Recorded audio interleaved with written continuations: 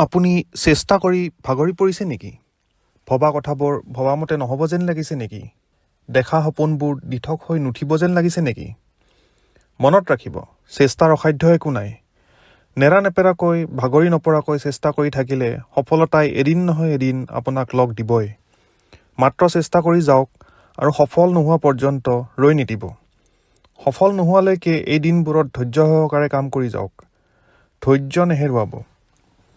আপোনাৰ সন্মুখত অহা প্ৰত্যাহ্বানবোৰক আঁকোৱালি লওক, কাৰণ সেইবোৰে আপোনাৰ সফলতাৰ বাটৰ বাধা নহয়, সফলতাৰ পিনে একোটা খোজহে।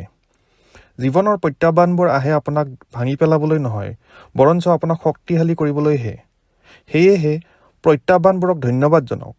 আপোনাৰ সংগ্ৰামৰ মাজতে শক্তি বিচাৰি উলিয়াওক, কাৰণ আপোনাৰ সংগ্ৰামেই আপোনাক শক্তিশালী কৰি তোলে। আপোনাৰ সামৰ্থ্য সীমাহীন। নিজকে বিশ্বাস কৰক আৰু চেষ্টা কৰি যাওক। জীৱনটো আপুনি বিচৰা ধৰণে সৃষ্টি কৰাৰ শক্তি আপোনাৰ আছে। ইয়াক বিশ্বাস কৰক আৰু আজিয়েই জীৱনটো নিজে বিচৰা ধৰণে গঢ় দিবলৈ আৰম্ভ কৰক। ৰিস্ক ল'বলৈ ভয় নকৰিব। সংকটজনক কামবোৰতে সুযোগবোৰ লুকাই থাকে। কিছুমান সুযোগ গ্ৰহণ কৰিবলৈ জীৱনত অলপ হ'লেও ৰিস্ক ল'বই লাগিব। ধাৰাবাহিকভাৱে লোৱা সৰু সৰু পদক্ষেপে উল্লেখযোগ্য পৰিৱৰ্তন আনি দিয়ে। আপুনি কৰিব বিচৰা কিবা ডাঙৰ কাম একেদিনাই কৰাটো সম্ভৱপৰ নহ'ব পাৰে, কিন্তু দৈনিক অলপ অলপ কৰি গ'লে দেখিব এসময়ত ক'ব নোৱাৰাকৈয়ে আপুনি ডাঙৰ কামবোৰ সমাধা কৰি পেলাইছে। আমেৰিকাৰ প্ৰাক্তন ৰাষ্ট্ৰপতি থিঅ'ডৰ ৰুজভেল্টে কৈছিল যে believe you can and you are halfway there.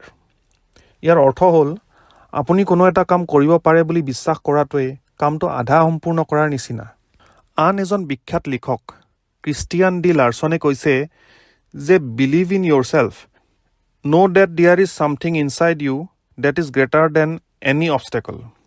ইয়াৰ অৰ্থ হ'ল নিজৰ ওপৰত বিশ্বাস ৰাখক, জানি থওক যে আপোনাৰ ভিতৰত এনে কিবা এটা আছে যিটো সকলো বাধাতকৈও ডাঙৰ। সফলতা আপুনি আৰোহণ কৰা উচ্চতাৰ দ্বাৰা নহয়, বৰঞ্চ আপুনি অতিক্ৰম কৰা বাধাৰ দ্বাৰাহে জুখিব পাৰি। সেয়েহে বাধাৰ প্ৰতি ভয় নাখাব আৰু বাধাৰ সন্মুখীন হৈ হতাশ হৈ নপৰিব। আজিলৈ ইমানেই। ভিডিঅ'টো চোৱাৰ বাবে ধন্যবাদ। ইয়াৰ দ্বাৰা আপোনাৰ অকণমানো সহায় হ'লে মোৰ কষ্ট সাৰ্থক হোৱা বুলি ভাবিম।